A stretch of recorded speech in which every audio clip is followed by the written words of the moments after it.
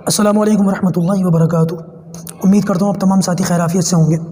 انشاءاللہ آج کی اس نشست میں نماز کے تعلق سے بات ہوگی اور باقاعدہ ہم نماز جو ہے شروع کریں گے۔ دیکھیے یہ بات یاد رکھیے کہ نماز جو ہے یہ قدیمی عبادت ہے۔ ہر مسلمان مرد اور عورت پر دن میں مرتے دم تک 5 ٹائم کی نمازیں فرض ہیں جن کا پڑھنا ہر حال میں ضروری ہے۔ وہ ایک الگ سی بات ہے کہ خواتین کے اوپر کچھ کنڈیشنز ایسی آتی ہیں کہ ان کے لیے نماز جو ہے وہ معاف ہو جاتی ہے، لیکن بہرحال آدمی امیر ہو یا غریب ہو، مرد ہو یا عورت ہو، دنیا کے مشرق میں رہتا ہو یا مغرب میں رہتا ہو، کسی بھی حصے میں رہتا ہو، ایک دن میں 5 نمازیں روزانہ پڑھنا اس پر لازم ہے۔ قیامت میں سب سے پہلے اس کے بارے میں جو ہے سوال کیا جائے گا۔ دیکھیے نماز کے لیے کچھ چیزوں کا جاننا ہمارے لیے نہایت ضروری ہے۔ اس سے پہلے ان چیزوں کو جان لیتے ہیں نماز شروع کرنے سے پہلے۔ دیکھیے یہ بات یاد رکھیے گا کہ نماز کے لیے جو بہت ساری شرائط ہیں، 14-15 شرطیں ہیں، ان کو بھی میں ابھی بتاؤں گا انشاءاللہ۔ پہلے یہ سمجھ لیں کہ اس میں سب سے اہم شرط وہ پاکی ہے، پاک ہونا، صاف ہونا، ستھرا ہونا۔ تو پاک ہونے کے لیے کیا ضروری ہے؟ نماز کے لیے تو جو ہے وضو ضروری ہے، لیکن وضو سے پہلے جو ہے وہ ایک چیز اور ہے جو ہمارے لیے ضروری ہے، وہ ہے غسل کرنا۔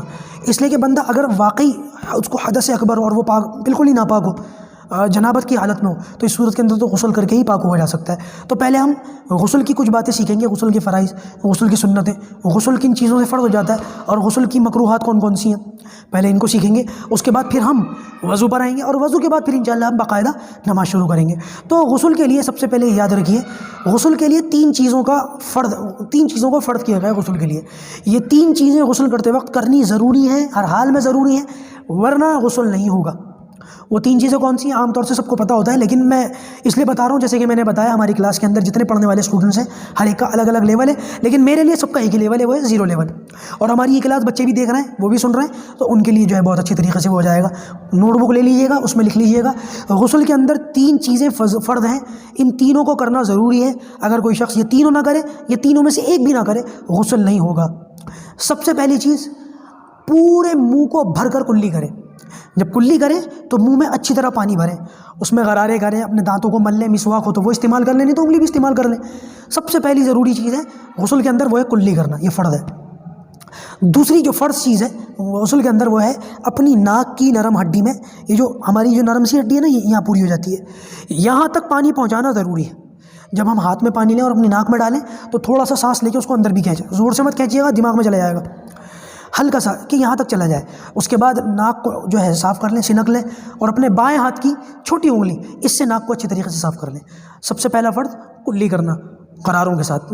دوسرا فرض ہے اپنی ناک کو جو ہے صاف کرنا، اور تیسرا فرض ہے وہ یہ کہ اپنے پورے بدن پر سر سے لے کے پیر تک اس طریقے سے پانی بہائیں کہ ایک بال کے برابر بھی کوئی جگہ خشک نہ رہ جائے۔